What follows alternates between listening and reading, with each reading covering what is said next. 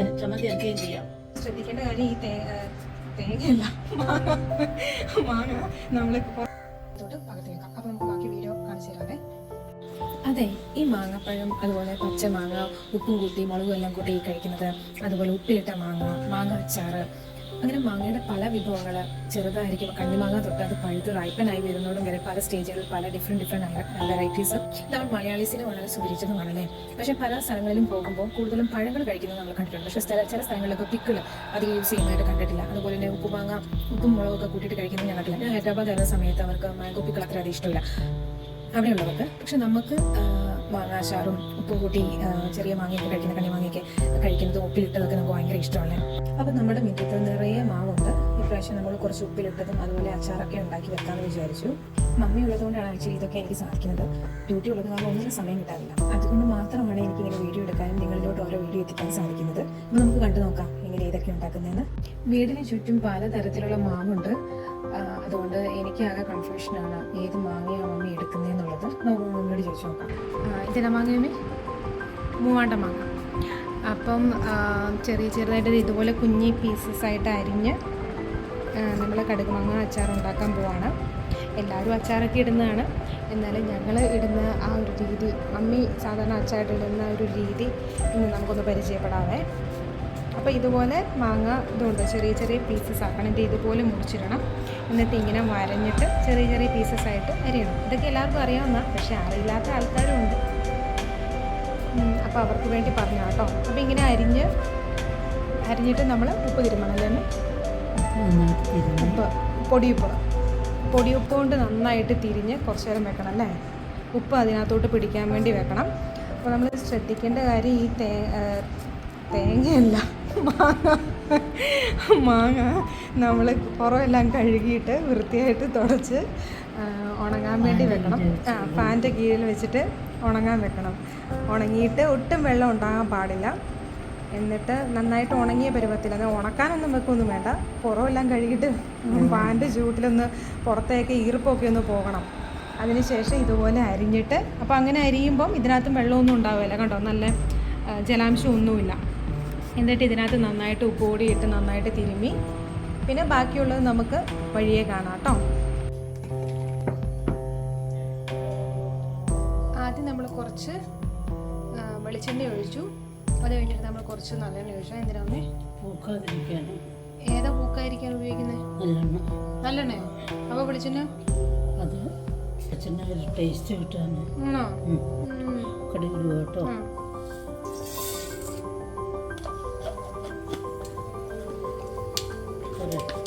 ഇതിനോട് ചോദിച്ചാൽ ഞാൻ എല്ലാം മതിയെന്ന്. അപ്പോൾ നമ്മൾ ആദ്യം വെളിച്ചെണ്ണ ചേർത്തു, പിന്നെ നല്ലെണ്ണ ചേർത്തു, കുറച്ച് കടുക് ഇട്ടു. അത് പൊട്ടിക്കഴിഞ്ഞപ്പോഴത്തേനും ഉള്ളിയും കറിവേപ്പിലയും കൂടെ.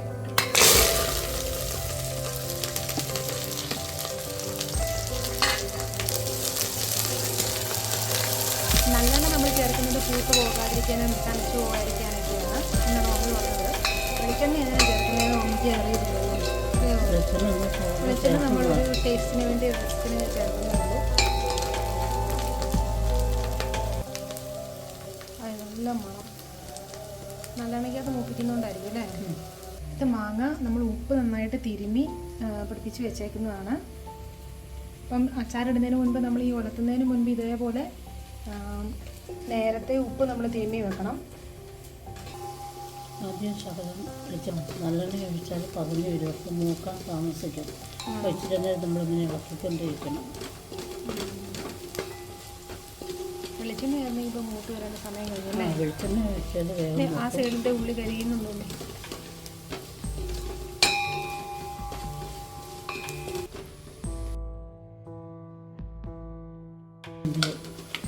അപ്പോൾ ഇതിനകത്ത് നമ്മൾ കുറച്ച് മുളകും മഞ്ഞൾപ്പൊടിയും കൂടി ഇടുന്നുണ്ട് കേട്ടോ. ഒത്തിരി മുളക് പൊടിയൊന്നും വേണ്ട. എത്ര സ്പൂൺ ഇട്ടിട്ടുണ്ടാവും മമ്മി?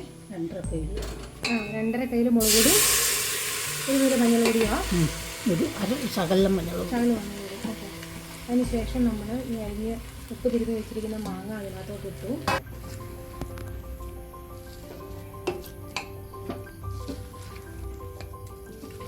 ഇനി ആ മുളക് നന്നായിട്ട് മാങ്ങയിലോട്ട് നന്നായിട്ട് ഇളക്കി ചേർത്ത് പിടിപ്പിക്കാം.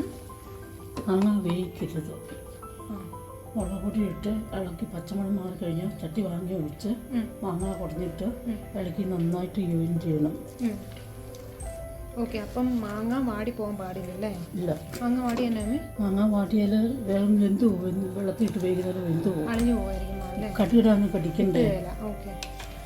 അപ്പം വേവാതിരുന്നാൽ കേട് വരുമോ? ഇല്ല, ഇനി വെള്ളമയം വരുന്നില്ലല്ലോ. ഉപ്പ് തിരുമ്പുമ്പോൾ വരുന്ന വെള്ളമുള്ളൂ. വൈദ്യുതി പിടിക്കും.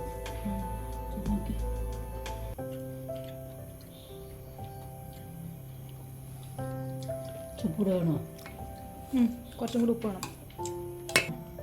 ഇട്ടാൽ മതി. കായപ്പൊടി അതിൻ്റെ കൂടെ മുളക് പൊടിയൊക്കെ എടുത്ത് കൊടുത്തില്ലിടാം.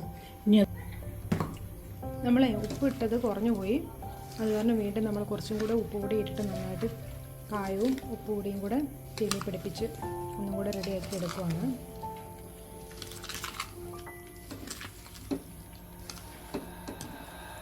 ചാർന്നോടിക്ക് ഇനി ഇത് നമ്മൾ കായവും ഇട്ടു, ലേശം ഉപ്പില്ലാഞ്ഞിട്ട് ലേശം ഉപ്പും കൂടി ഇട്ടു. അച്ചാറ് റെഡി. ഇനി ഇതൊന്നും കാണിക്കണ്ട. പിന്നെ തട്ടിപ്പൊത്തി വെക്കുന്നു. എന്നിട്ട് നല്ലെണ്ണ എപ്പോഴും ഒഴിക്കുന്നത്? നല്ലെണ്ണ നമ്മളിപ്പം ഒഴിച്ചല്ലോ, കടുക് പൊട്ടിക്കുന്നതിന് ഒഴിച്ചല്ലോ. ഇനി ഇത് കുപ്പിക്കകത്താക്കുന്നതിന് മുമ്പ് ഒരു തുണി, നല്ല തുണിയ നനച്ച് കോരി കുപ്പിയുടെ മണ്ട ഒഴിക്കണം. നിൽക്കുമ്പോൾ കുപ്പിയുടെ മണ്ടയ്ക്ക് മുകൾ ഭാഗത്ത് ഇച്ചിരി നല്ലെണ്ണ ഒഴിക്കുകയും ചെയ്യണം. കുപ്പിയുടെ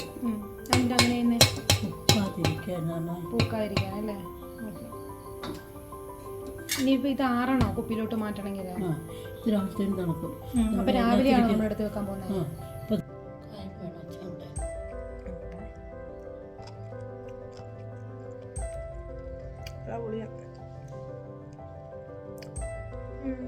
എല്ലാം ഓക്കെ ആട്ടെ എനിക്ക് തോന്നുന്നു.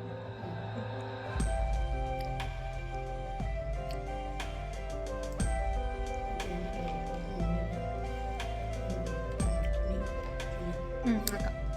അപ്പം ഗൈസ്, രാവിലെയായി. നമ്മൾ ഇന്നലെ വൈകുന്നേരം അച്ചാർ റെഡിയാക്കി വെച്ചതല്ലേ. അപ്പം രാവിലെ എഴുന്നേറ്റ് നോക്കിയപ്പം അച്ചാർ നന്നായിട്ട് ആറിയിട്ടുണ്ട്. പിന്നെ ഉപ്പിനകത്തും മുളക് പൊടിക്കകത്തും എല്ലാം കിടന്നതല്ലേ, അപ്പം നന്നായിട്ട് ഒന്ന് ഒതുങ്ങി കിട്ടിയിട്ടുണ്ട്. നമ്മളുണ്ടാക്കിയ ആ ക്വാണ്ടിറ്റിയിൽ നിന്ന് ഒരു പൊടി ഇച്ചിരി താന്നിട്ടുണ്ട്. അപ്പം ഇപ്പം നല്ല എരിവും ഉപ്പും എല്ലാം നന്നായിട്ട് പിടിച്ചിട്ടുണ്ട്. അപ്പോൾ നമ്മൾ കുപ്പിയിലോട്ട് പകർത്തി വെക്കുവാണ്. അപ്പം ഞാനത് കാണിച്ചു തരാവേ.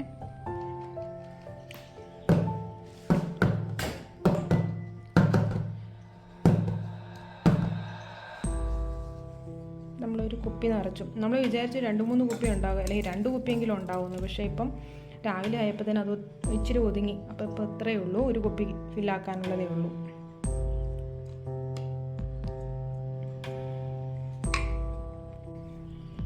കുപ്പിയുടെ മുകൾ ഭാഗത്ത് അച്ചാർ കോരിയിട്ട് കഴിഞ്ഞ് കുപ്പിയുടെ മുകൾ ഭാഗത്ത് കുപ്പിയുടെ അകത്ത് കിടക്കത്തക്ക വിധത്തിൽ നമ്മൾ നല്ല തുണി, വൃത്തിയുള്ള നല്ല തുണി അതിൻ്റെ മണ്ടയ്ക്ക് കവർ ചെയ്ത് വെക്കുന്നു. അതിനുശേഷം ആ കുപ്പിയുടെ മുകളിൽ, ആ തുണിയുടെ മുകളിൽ കൂടെ നല്ലെണ്ണ ഒഴിക്കുന്നു, പൂക്കാതിരിക്കാൻ.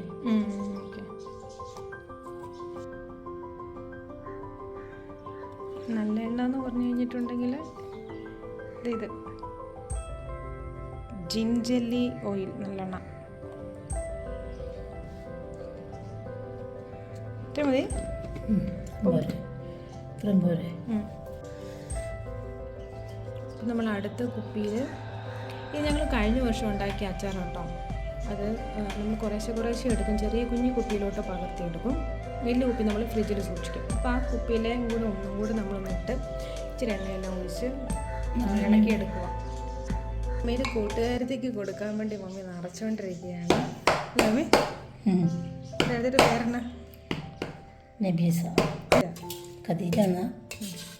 അത് കൊള്ളാം, കൂട്ടുകാരത്തിൻ്റെ പേര് പോലും അറിയത്തില്ല. ഞാൻ ഇന്നലെ വന്ന ആളല്ലേ, തോന്നു കൂട്ടാണല്ലേ.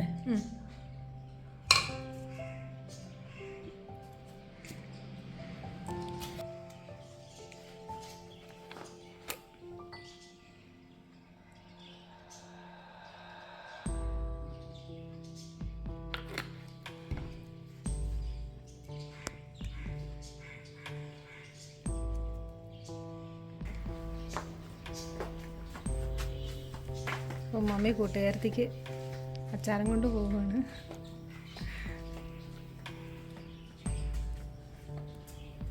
കൂട്ടുകാരത്തി വേറെ ആരുമല്ല കേട്ടോ, ഞങ്ങളുടെ ഓണറാണ്. അവിടുന്ന് ഉമ്മച്ചിയാണ് നമുക്ക് ഇങ്ങനെല്ലാം മാങ്ങയും മാങ്ങാപ്പഴവും എല്ലാം കൊണ്ടുതരുന്നത്. അപ്പോൾ നമ്മൾ അച്ചാറിട്ടപ്പം ഉമ്മച്ചിക്ക് അച്ചാർ കൊണ്ട് കൊടുക്കുകയാണ്. ഇതാട്ടോ ഈ മാവേന്നൊക്കെയാണ് നമ്മൾ മാങ്ങ പറിച്ചത്. കണ്ടോ,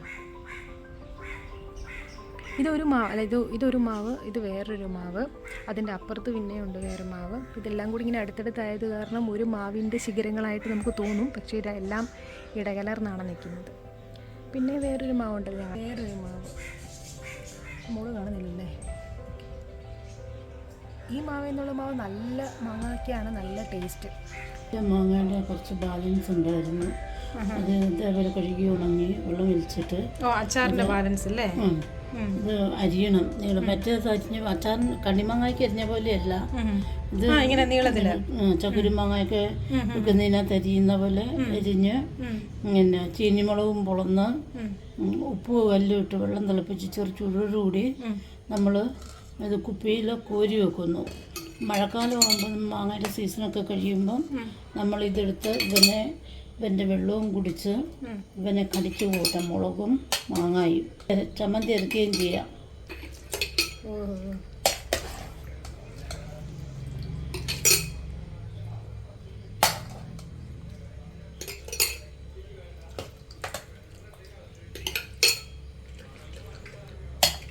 നമ്മൾ പെട്ടിക്കടയിലൊക്കെ പോകുമ്പോൾ അത് കണ്ടിട്ടില്ലേ?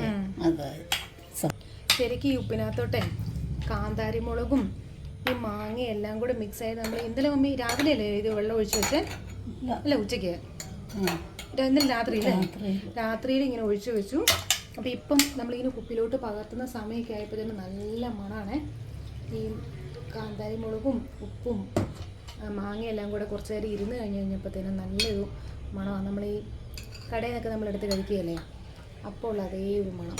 കുറച്ച് നാളും കൂടെ കഴിയുമ്പോൾ കുറച്ചും കൂടി രുചിയാവും അല്ലേ.